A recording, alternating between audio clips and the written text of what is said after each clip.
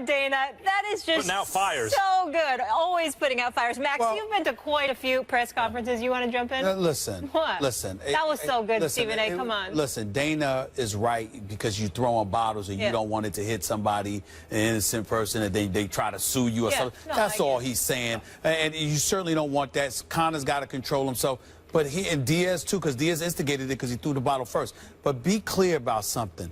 This ain't just promotion when it comes to these guys. I mean, these guys are fighters, and you see the UFC, they go in there to hurt people. And Conor's coming, and Nate is waiting for him. I can't wait. It's irresponsible of me to say that I like that press conference, but I can't help it when it comes to Conor McGregor. I'll tell you something. For whatever reason, sometimes I'm put off by a certain attitude. Another guy could have the same attitude. For some reason, it's charming. So Bill Belichick won't answer questions. I think it's obnoxious. Popovich, I find it charming. I don't know why. Something about his charisma, whatever. Kaepernick would be sullen with the media at times. I'd be like, come on, Cap. Marshawn Lynch did it, charmed by it. Something about Marshawn Lynch. Same thing with Conor McGregor. Another person acts like this, I don't like it. He has a certain kind of charisma that is interesting to watch, even when he's doing stuff like that. Rally, you cover a sport where, you know, you got to meet a weight limit and guys overweight by 2 pounds. You can't fight, or you're fighting for you're not fighting for the title because they didn't meet the weight limit or whatever.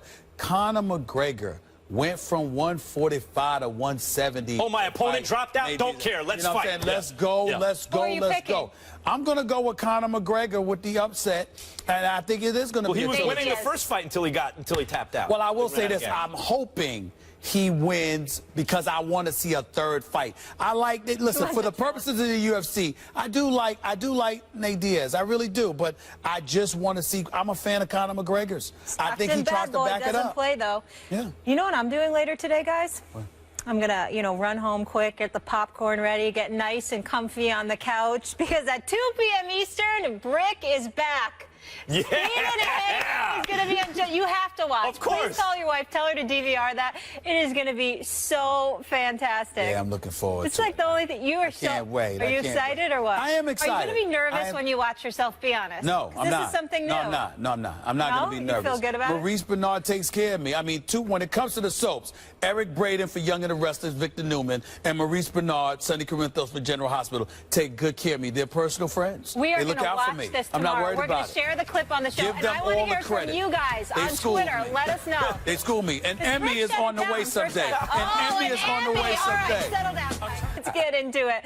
All right, King James, LeBron, he already has 4 MVPs. He's a 3-time NBA champion. He's an actor. He's a partner in Clutch Sports Agency. He's a philanthropist. He's a brand ambassador with Nike, Sprite, Samsung, Kia, McDonald's. I'm sure that I'm missing something. And he told the Open Run podcast that he wants to have a big part in a franchise when his playing days are over. Take a listen.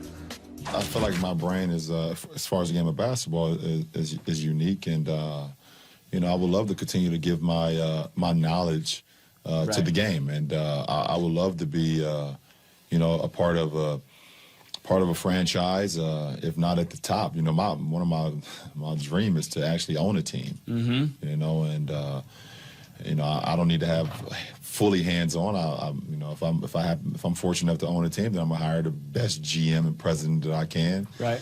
But I feel like I got a good eye for. Not only talent, because we all see a lot of talent, but the things that make the talent, the chemistry. Yeah, the chemistry, what type of guy he is, his work ethic, his passion, his you know, the basketball IQ side of things, because you know, talent only goes so far. LeBron with his sights set on ownership. I like his ambition, but Stephen A., should he be talking about ownership right now?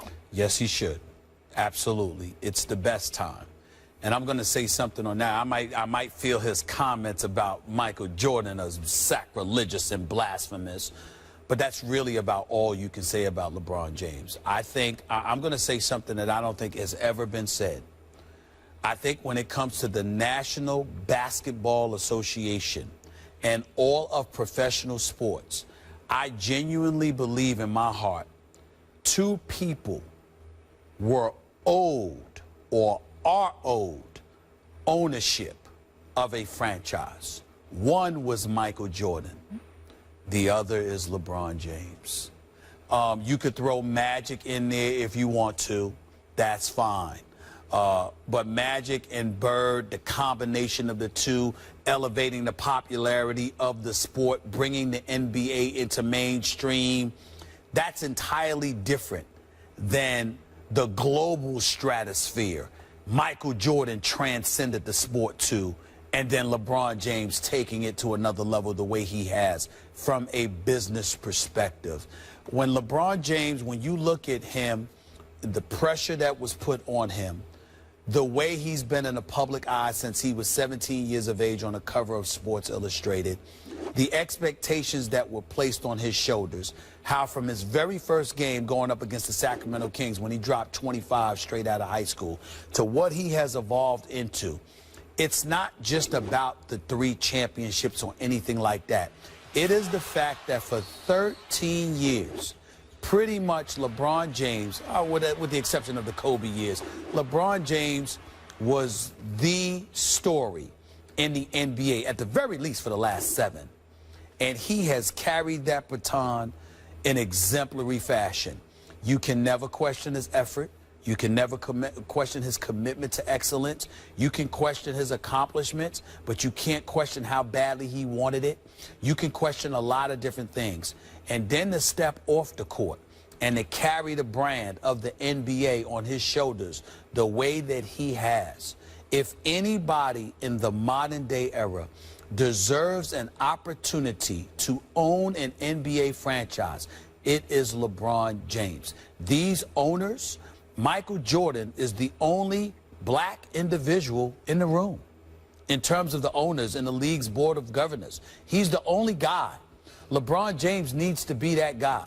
LeBron James was the guy that first spoke out about how Donald Sterling needed to go. LeBron James is the one that went about the business of globalizing his brand as exceptionally well as he has. He is the guy that constantly preaches about business. He conducts himself in exemplary fashion. He never gets into any trouble or anything like this. There is no reason on God's green earth for the NBA fraternity to keep LeBron James out of ownership. I believe that one of the reasons that LeBron James is back is because one day he will own the Cavs, either as part owner or as full owner when Dan Gilbert decides to take his ownership talents to Detroit, because that's where he's from and that's what he really cares about, okay? But LeBron James is on course to be an owner in the NBA. He deserves it, and not only should we speak out in support of it, we should damn near insist that any time that an ownership position opens up, the moment LeBron James retires, if he wants an ownership stake, he should be allowed to have it, because that is how much he has meant to the NBA, and he deserves to be in that room with those owners. He's, first of all, about LeBron James, the person. He's 1 in 7 billion as a player. 7 billion people on Earth. He's the best at what he does, and basically every tall person in the world, practically I can say that and not be hyperbolic, is trying to play in the NBA. It's super competitive, and he's #1 out of 7 billion people on Earth. But so often with athletes, we also want them to be 1 out of a million people. You know, not only be this extraordinary athlete and beat all those odds, but also be a better person than most of us are capable of being. In LeBron's case, he seems to have done it. He's a 1 in 7 billion athlete, and he's a 1 in a million person. He really is. He took his day ones with him too. He really boys. No question. You got, if you have a problem with LeBron James, the man, unless it's something I can't. I mean, I think it. I can't imagine what it could be. He has a chance to be a better owner than Michael Jordan. I mean, Michael Jordan hasn't set the bar very high there. And LeBron James, when you look at his personality, from the time he was in high school, he's used his talents to elevate those around him. Michael Jordan, his talent, he always used to smash those around him. Even his Hall of Fame speech, he's taking shots at everyone, his kids, his former teammates, coaches. They're all there to honor him, and he's so competitive, it's like toxically competitive, which is why he's the greatest player ever, and he's using it as a cudgel, you know, to smash everybody, whereas LeBron has always, and Kobe Bryant was the same way as Michael Jordan. LeBron's used his gifts to always elevate everybody around him. I think that bodes well for him as an owner. But you mentioned there's only, at the moment, 1 African-American owner in the NBA. LeBron would be the second. There is something that doesn't sit well with me, that both of them happen to be the greatest players of their era, like maybe the best and second best player ever. So the only, in a league that is that is majority African American. There are only 2 African American owners, and in order to get there, each had to be the greatest player anyone has ever seen. There's something that's not. It's like the only path to ownership is you better be amazing with a basketball. Let me say this. Let's be fair to the NBA. First, on 2 points. First things first. Bob Johnson was the first. Yep. Larry Bird and his group was Bob Johnson's competition. Larry Bird walked in there with 13 other people, sat up there talking about, all right, this is what we're trying to do. We're going to get this money together. They were a little short, but they had the money. They were going to get the money, and they were going to get with their group, and they were going to give it to the NBA so they could hit the Charlotte franchise. Bob Johnson walked in a little while later. This is according to my sources. They gave me some insight on this. Bob Johnson walked in there. Jerry Colangelo, the great Jerry Colangelo, got him in the room. You know, they both got Illinois roots. And Jerry Colangelo got him in the room, and Bob Johnson walked in there and said, I appreciate everything about Larry Bird. Very special man. Great player. We love him. But last time I checked, this was a financial issue here. And here is my financial portfolio. And it was worth in excess of $1.7 billion because of his days owning BET. Who do I cut the $300 million check to? That's how it goes. The NBA did not sit up there and say, hold on. NBA did not sit up there and say, we don't want this black person up in there. They said, huh? $300 million? Come on in.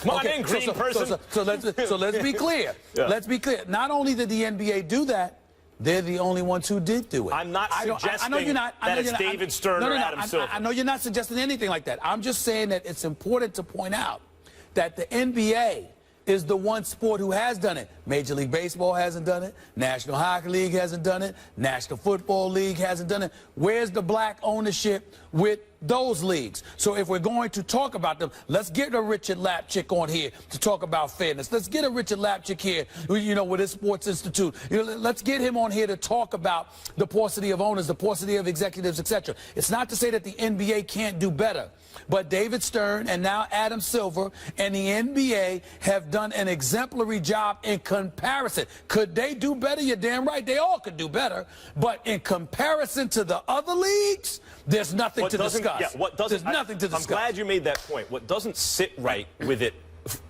for me, is not a reflection of the NBA. It's the reverberations of systemic inequality, where per capita there's less wealth among black people, etc. Sure. In other words, we are making progress, but we're not there yet. Because even as a percentage of the population, you're going to find fewer African-American billionaires, for example. So what doesn't sit right with it about me, it's that the path, it's not the path specifically to NBA ownership, but let's just call it ownership of a major American sports franchise seems to be you have to be a player and you have to be the greatest ever, and then you had to front the group, and that's how you get kissed in. But in fairness to the leagues, let's also, as a black community, look at ourselves.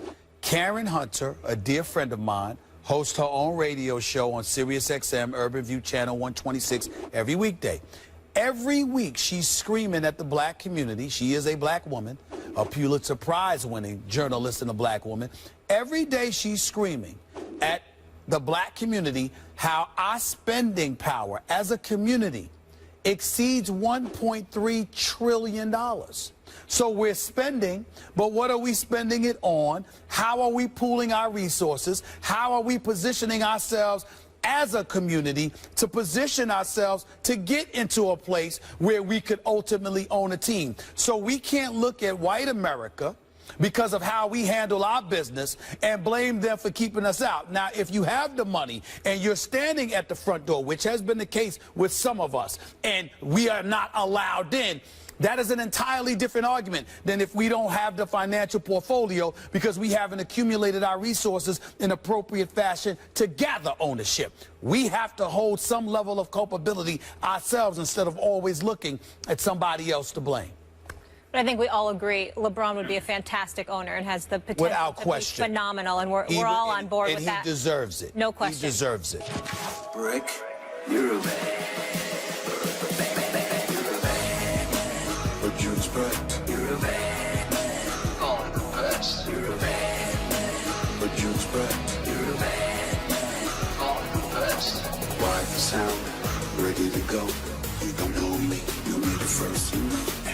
A Judas breath. All the best. A Judas breath. All the best. Diaz nervous. Diaz nervous. A Judas breath. All the best. All the best. He's a man.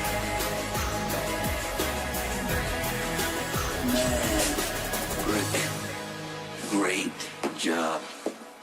Always a pleasure, son. Always a pleasure.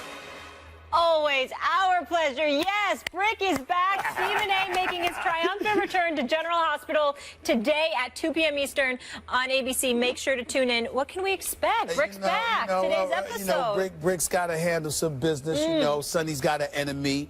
He needs Brick's assistance. And, you know, I got to come there to help him out, got to monitor some stuff. And, you know, in the future, I might be back on because he might need me to take somebody out, you know. So this is every man's dream, playing gangster. This is what it is, man. This is what it is. This is what it is. Marie, I will tell you this, on a serious note, I cannot say enough about Maurice Bernard. He's a phenomenal actor, but the way he has welcomed me to the show, and I mean, he's there with me. I do practically every scene with him. He schools me on everything. I've been watching General Hospital for 40 years. I've been watching him for over 20 years. It's one of the greatest honors I've ever had in my career in television. I've never enjoyed anything more. I love those guys. They treat me great. Good. So if you love being schooled, you must love this show nowadays. Well, you know, that's the hard part because I love being schooled because I get educated. Okay, when I'm schooling, then I'm just working, tired you of that know. 'cause you And I'm just, now you got two shows where you're getting I got to be nice to you because I've been beating you down a little bit too much. I got to work on that. Hey, rumor is you got it on the first take too, your lines. I did. Because that's what we do here. I did get it on the first take. Nothing less from you. I must admit it. Listen, I got to brag about that because I'll be damned if I do that often. I got it on the first take that time. 4 takes, not you. No.